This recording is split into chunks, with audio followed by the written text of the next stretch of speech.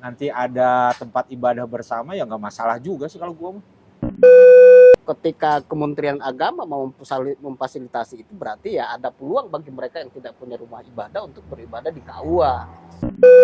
Nah, namanya juga keyakinan nggak bisa dipaksakan, harusnya Betul. begitu. Cuman kita kan tahu sendiri.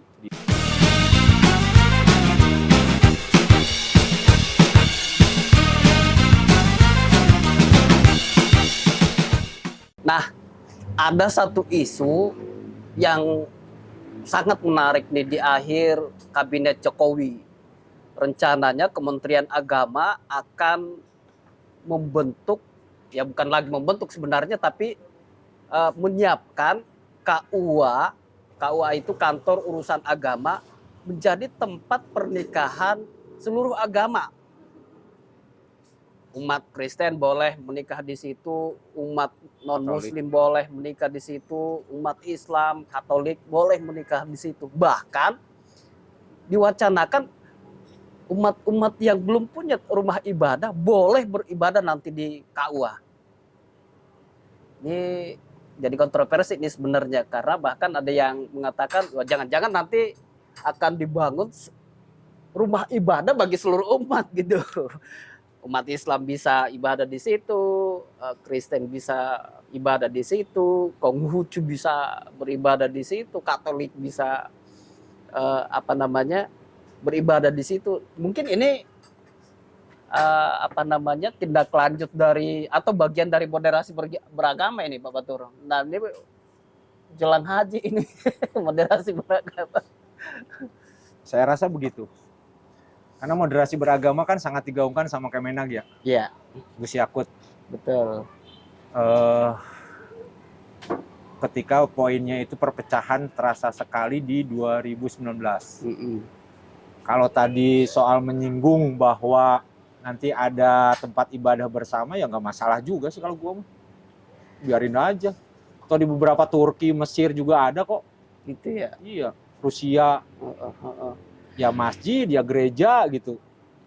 Bahkan ada masjid yang dipakai oleh umat Kristen jadi tempat ibadah di sana ya. Sophia Hagia. Terus ada gereja yang kemudian jadi tempat umat Islam merayakan Idul Fitri. Kan sering tuh yang viral-viral begitu di Eropa misalnya. Jangan-jangan itu yang ditiru oleh Gus Yakut. Ya sebetulnya mah kan kalau moderasi beragama juga sudah dibangun ketika di Bali kan. Gereja, masjid, pura, ada kan yang dibangun dalam satu kawasan. Ya. Nah, cuman memang ini pasti kontroversi karena kontroversi bagi sebagian bagi sebagian orang, bagi sebagian umat Islam, karena mereka menganggap bahwa KUAI itu udah identik dengan Islam gitu ya. Selalu diidentikan dengan Islam. Betul. Padahal namanya Kantor Urusan Agama. Berarti kalau Kantor Urusan Agama harusnya juga ya seluruh agama kan bisa di situ ya. Tapi kalau mau merasakan langsung Pak Ridwan, menurut saya mah Pak Ridwan kawin lagi deh di KUA. Cobain deh. Nah, kan belum nggak kawin di KUA kan? Enggak. Ya coba kawin di KUA. Iya, boleh langsung juga tuh. 500.000 loh jadi. Cobain. Hemat. Nah, tapi sudah ada pernyataan juga dari GKI sebenarnya. GKI atau apa ya, pokoknya dari umat Kristen lah, bahwa ini harus dipertimbangkan juga. Kenapa? Karena selama ini kan kalau umat Kristen itu nikahnya di gereja ya, dibayar di gereja, kemudian admin duknya itu, administrasi kependudukan itu pencatatannya di Dukcapil. Oh, itunya dia ya, prosesnya itu ya. Betul. Memang agak panjang sih menurut saya, karena KUA itu kan satu sisi itu perpanjangan dari Kementerian Agama, tapi pada sisi yang lain juga perpanjangan dari Pengadilan Agama. Nah, Pengadilan Agama selama ini tuh khusus mengurusi soal perceraian, perkawinan Islam gitu ya. Kalau pernikahan Buddha tahu? Nah, prosesinya. Saya enggak tahu tuh, tapi kalau wajib di tempat ibadah gitu? Tahu juga sih. Tapi kalau terus ngapain kita bahas? Tapi kalau yang urusan perceraian itu kan semuanya di pengadilan negeri, bukan pengadilan agama. Yang di pengadilan agama itu cuma Islam. Jadi kalaupun kemudian mau diubah seperti itu ya undang-undangnya harus diubah. Saya lupa juga undang-undang pengadilan agama tuh. Jadi paralel gitu. Nah kalau soal perubahan undang-undang kan pasti larinya ke parlemen, ke DPR, sama pemerintah. Ya prosesnya agak panjang tapi ini adalah isu yang memang layak untuk didiskusikan gitu. Ya kalau di agama kita kan yang penting ada wali ya. Mau di kamar rumah mertua kek, mau di kamar rumah orang lain gitu. Kawin mah kawin aja langsung gitu ya. Nikah di bawah tangan ya. Nikah bawah tangan. Udah jadi. Iya ya. Nah, masuk ke sananya gimana? Berarti secara mekanismenya agak sulit juga diterapkan gitu. Iya. Satu sisi sih memang menarik ya, karena itu tadi banyak kan teman-teman kita, saudara-saudara kita non-muslim itu yang belum punya tempat ibadah, bahkan kalau mau mendirikan rumah ibadah gitu selalu ditolak. Nah, ketika Kementerian Agama mau memfasilitasi itu, berarti ya ada peluang bagi mereka yang tidak punya rumah ibadah untuk beribadah di KUA.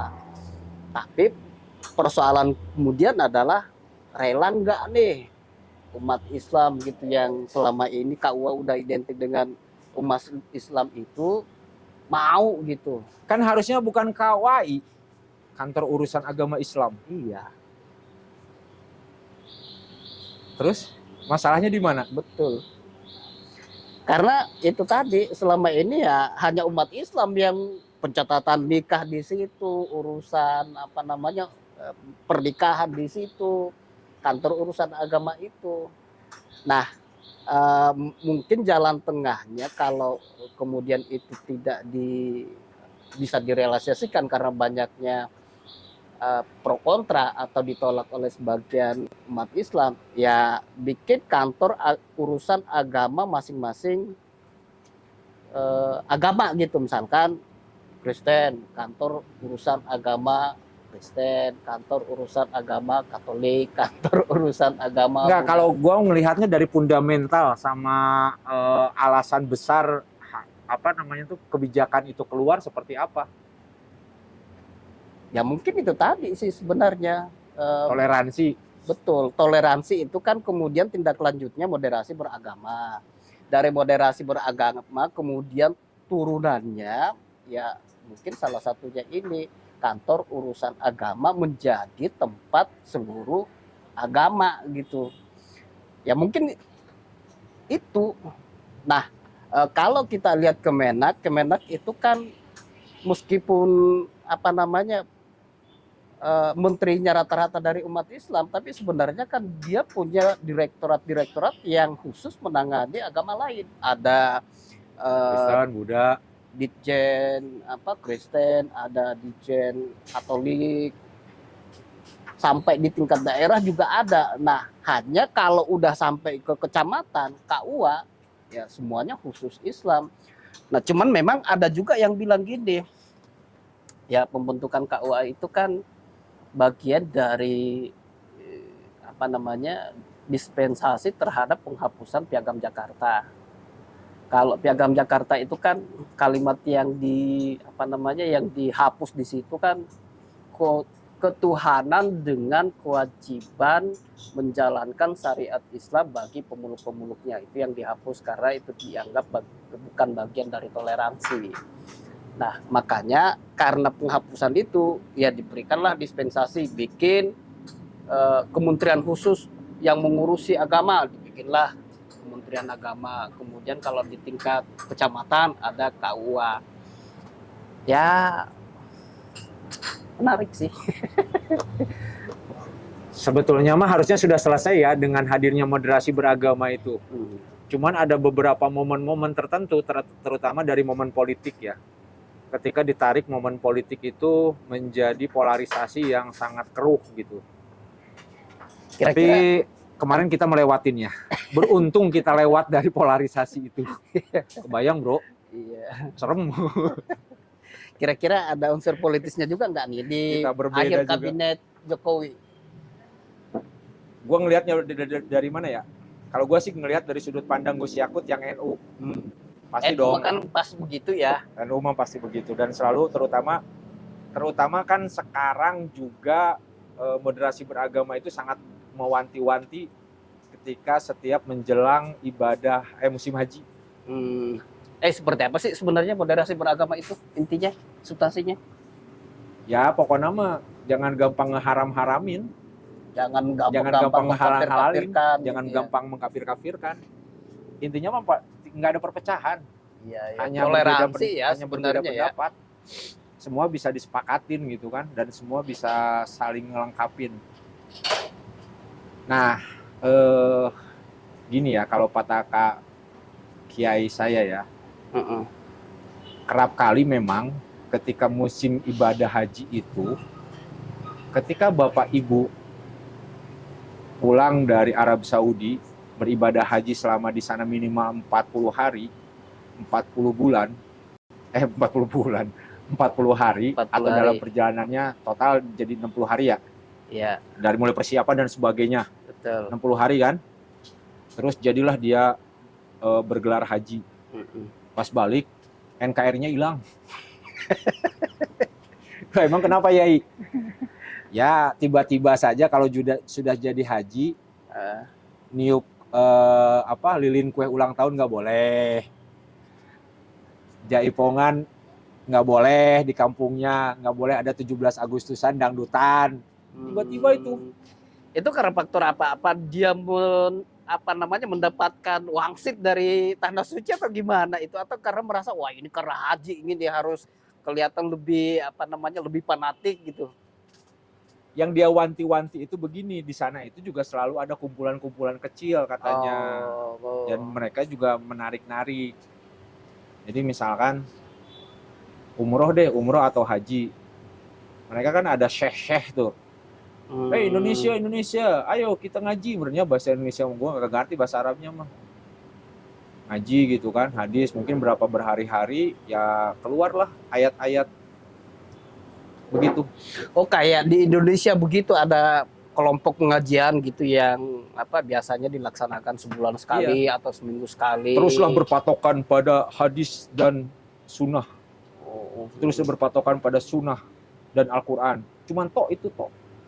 Padahal kan kita di Indonesia mah nggak bisa. Iya, sejarah ya Islam masuk Indonesia itu kan nggak seperti itu. Iya, Wali Songo itu kan Islam menyesuaikan dengan budaya Indonesia. Iya, harusnya mah begitu. Makanya muncullah akhirnya keluarlah moderasi beragama itu. Nah, moderasi beragama itulah yang belum sebetulnya ditafsirkan secara utuh, terutama bagi mereka yang memiliki pemahaman terhadap keagamaannya masing-masing. Gue nggak nyebut Islam atau Kristen atau Katolik atau Buddha ya. Mereka juga punya keyakinan masing-masing yang kita juga tidak bisa ikutan masuk ke sananya. Iya. Cuman kenapa moderasi beragama itu sebetulnya harus saling memahamin saja sih, sebetulnya simpel itu. Memahami dan saling menghormati. Karena namanya juga keyakinan nggak bisa dipaksakan, harusnya begitu. Cuman kita kan tahu sendiri di kita juga. Dikit-dikit haram, dikit-dikit kafir. Enggak, gue bukan orang Muhammadiyah, gue bukan orang NU, gue mau ini, misalkan seperti itu. Ada ormas dan sebagainya. Ya kadang-kadang kita dibatasi oleh kelompok gitu ya, dibatasi oleh organisasi, lain pemahamannya, lain kelompok, lain pemahamannya, dan itulah yang banyak faktor persoalan sebenarnya. Banyak faktor yang gue juga nggak bisa ngomong sih kalau ke sana mah, ngajinya belum lengkap. Cuman dalam sudut pandang nasionalisme aja yang gue sorot. Iya sih. Yang tiba-tiba saja gitu kan, nggak boleh ada ulang tahun, nggak boleh ada dangdutan, dan itu banyak itu dari para haji gitu ya. Padahal mah kan di hadis juga nggak ada kan yang begitu, karena zaman Rasulullah kan belum ada yang namanya dangdutan. Gue nggak ngerti, gue nggak mau bahas kesananya mah. Ya, sementara kalau faktor itu kan ya pasti faktor penafsiran saja yang tidak ada di zaman Rasulullah, kemudian ada pada zaman sekarang, ya ditafsirkanlah berbeda-beda. Jago lu udah ngaji ya? Itu dengar dari Pak Kiainya Pak Fatur. Ya ilmu juga beda-beda, pemahaman juga beda-beda.